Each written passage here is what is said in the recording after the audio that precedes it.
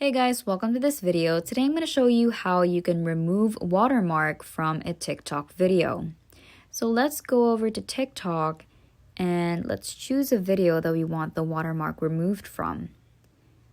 I'm just going to choose this video right here. And then I'm just going to tap on the three dots on the lower right and tap on copy link. Once that is over, just exit TikTok and go to this site called snaptic.app. This is the site that we will use to remove the watermark.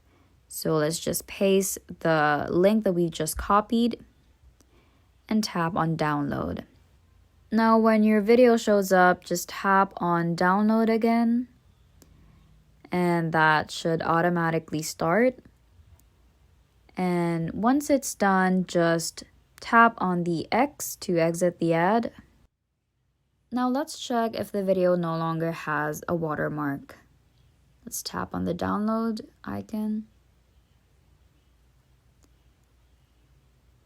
And when we play, as you can see, there is no more watermark.